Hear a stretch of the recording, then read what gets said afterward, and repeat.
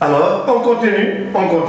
Donc, on nous demande, au niveau de la deuxième question, à démontrer que pour tout n, x indice n appartient à n étoile, c'est-à-dire x indice n est un entier naturel supérieur ou égal à 1, parce que l'ensemble n étoile, elle est égale à quoi? Elle est égale à l'ensemble formé par quoi? Par un des entiers 1, 2, 3, et ainsi de suite. Donc il fallait démontrer que x indice n ne peut pas être nul. Ne peut pas être nul.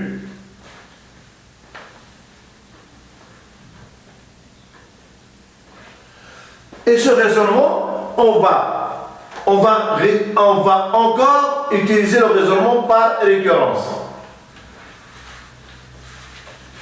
Donc, notre propriété P de n, la voici maintenant. P de n, quelle est cette propriété-là? Deux points. Eh bien, quel que soit n appartenant à grand N, alors x indice n appartient à n étoile. Voilà. Voilà ma propriété à démontrer par récurrence. Donc, je vais vérifier l'initialisation. Pour n égale 0, qu'est-ce qui se passe? Eh bien, pour n égale 0, pour n égale 0, x indice 0 égale 1, et 1, vous voyez, et 1 appartient à n étoile. Donc, ma relation est vraie au rang n égale 0, au premier rang n égale 0. Maintenant, on va passer à démontrer l'hérédité. Et donc, je vais supposer que P de n est vrai et démontrer que P de n plus 1 est vrai. Donc, je suppose, alors je fasse cette relation-là.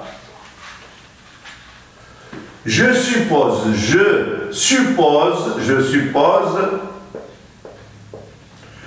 suppose que quoi? Que x indice n appartient à n étoile. Voilà. D'après cette relation-là, vous voyez?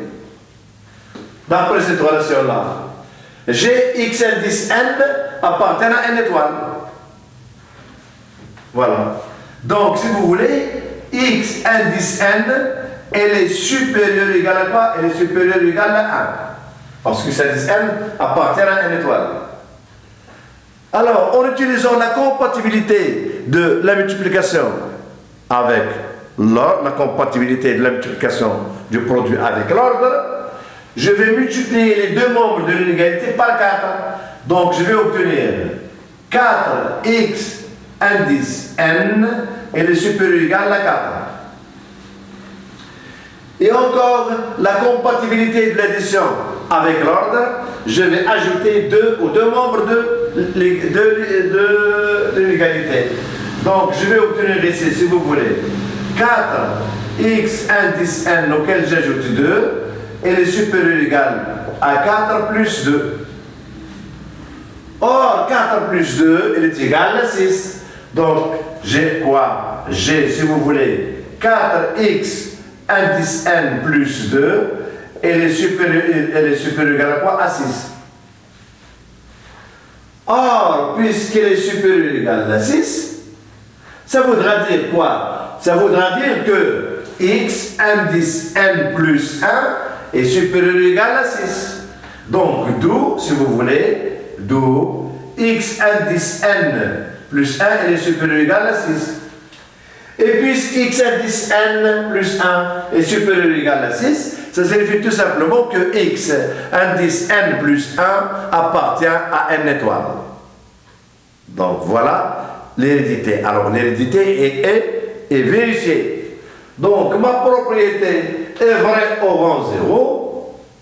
Et puis, l'implication que nous avons ici est encore vraie parce qu'on vient de la démontrer. Si une propriété P de n implique P de n plus 1, alors automatiquement l'implication est vraie et que P de n est une propriété qui est vraie pour tout n appartenant à grand n. Donc, en conclusion, qu'est-ce qu'on va écrire? On va écrire tout simplement. En conclusion, qu'est-ce que j'ai?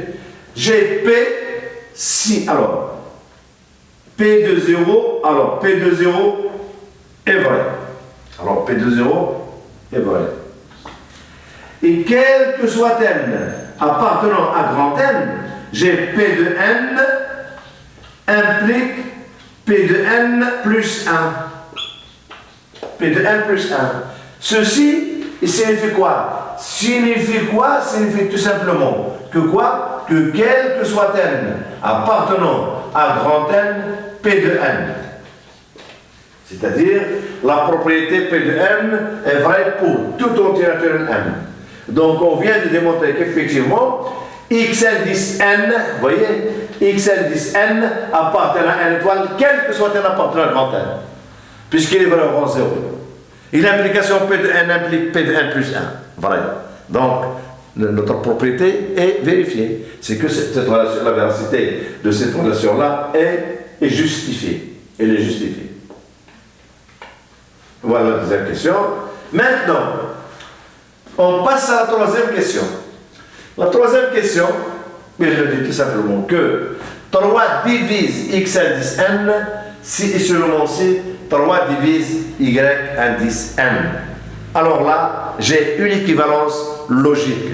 Donc, j'ai à démontrer deux implications. J'ai l'implication directe et l'implication réciproque. Alors, je vais effacer ça. Donc, on va démontrer que quoi? On va démontrer que si je pars de 3 divises, si je pars de 3 divises x indice n, alors, montrons que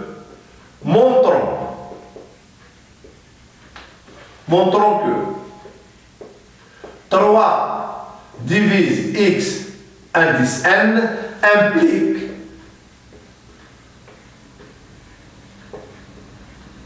implique 3 divise, implique, si vous voulez, 3 divise y indice n. Alors, voilà l'hypothèse. 3 divise xn. 3 divise xn. On démontre que 3 divise y indice n. Or, la relation entre x indice n et y indice n est toujours là. Or, y indice n égale quoi? Égale 5 x indice n plus combien? Y indice n plus 3. L'hypothèse, c'est que j'ai 3 divise x indice n. Que signifie 3 divise x indice n? Signifie quoi? Alors ici, or, il existe un entier k, il existe un élément k, élément de n, tel que quoi? Tel que x indice n égale 3k. C'est-à-dire l'hypothèse, c'est que 3 divise x indice n. Je remplace x indice n par sa relation ici. Donc j'aurai quoi? J'aurai y indice n. Il est égal à quoi? Il est égal à 5 x indice n, c'est-à-dire égal à 15k plus 3. Qui est égal à quoi? Il est égal à 3, facteur de quoi? De 5, plus de 5, 3 facteurs de 5k plus 1.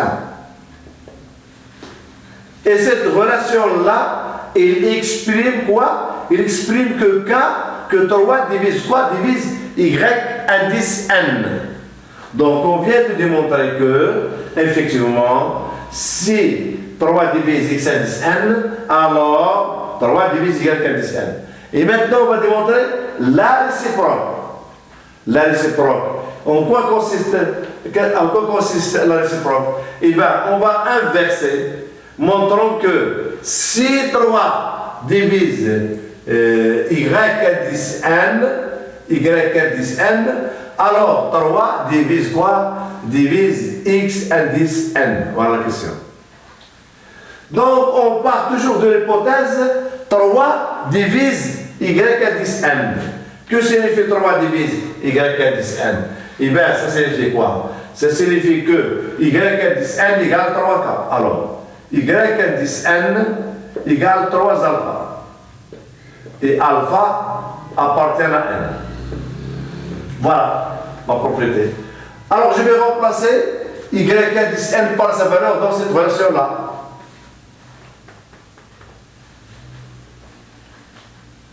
D'accord?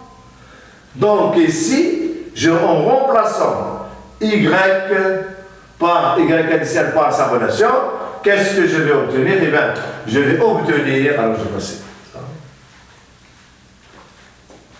Je vais obtenir quoi? Je vais obtenir 3 alpha.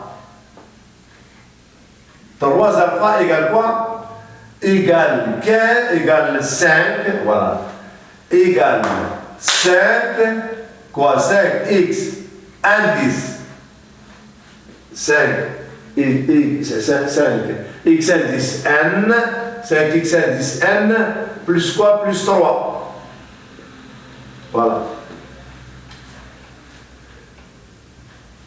Alors, je vais transposer 3 au premier membre pour obtenir quoi? D'où, si vous voulez, d'où 3 facteur de alpha moins 1, il est égal à quoi?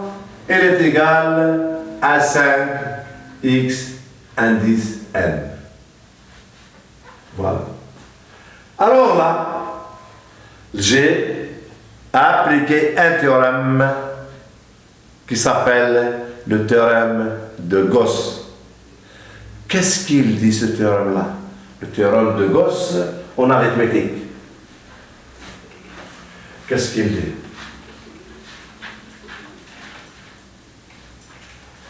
Alors, le théorème de Gauss. Alors, appliquons le théorème de Gauss. Alors, théorème de Gauss.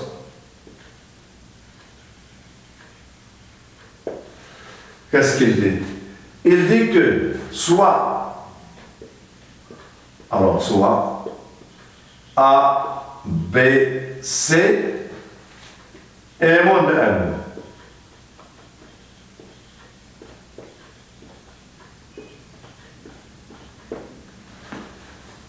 Élément de n. En revenant au patrimoine culturel vu au niveau du collège enseignement marocain,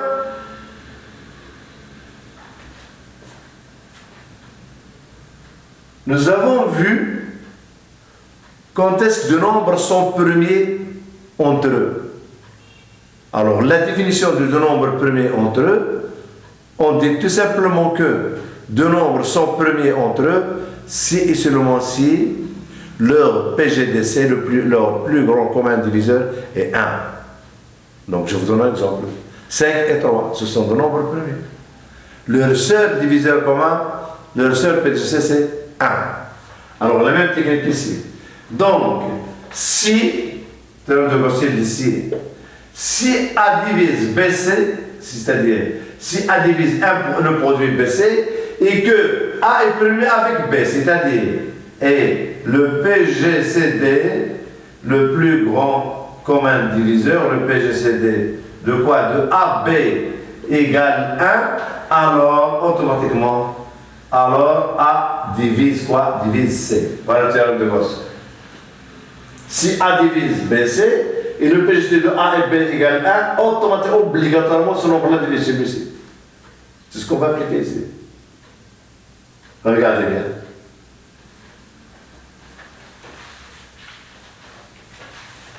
Trois divise cette égalité-là. Mais cette égalité, c'est tout simplement 5xn. Donc, qu'est-ce que j'ai? J'ai 3 divise 5 x indice n. 3 divise 5x indice n. Or, le PGCD de quoi? De 3, 5, il est égal à quoi? Il est égal à 1. Donc, d'après le théorème de Gauss, alors, tout simplement, c'est que quoi? C'est que 3 divise ce terme-là. 3 divise quoi? Divise x indice n. Et voilà. On est parti de quoi? On est parti de 3 divise y. Si 3 divise y indice n, alors 3 divise x indice n. C'est l'application réciproque. Donc on vient de voir que cette question-là repose sur quoi? Elle repose sur le théorème de Gauss.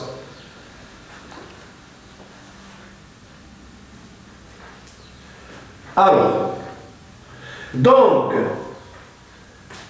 3 divise x indice n implique 3 divise y indice n, et 3 divise y indice n implique 3 divise x indice n. Donc ici, il y a équivalence. La voici. 3 divise y indice n, c'est seulement 3 divise x indice n. Donc on vient de démontrer cette équivalence-là. Alors maintenant, on passe à la 4e question.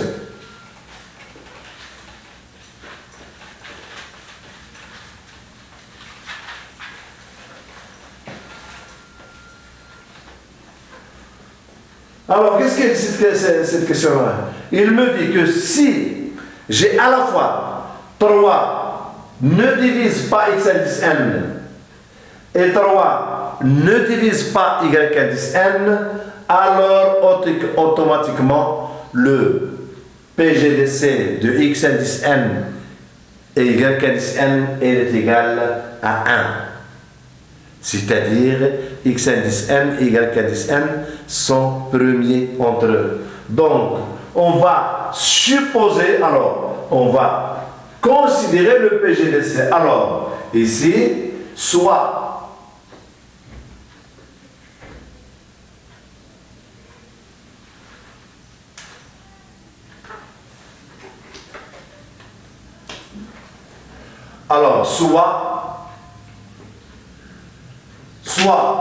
delta indice n égale quoi? Égale le PGCD de quoi? Le PGCD de quoi? De x indice n, y indice n. Alors, cette écriture-là signifie que x indice n et y indice n sont de nombres premiers. Donc, montrons que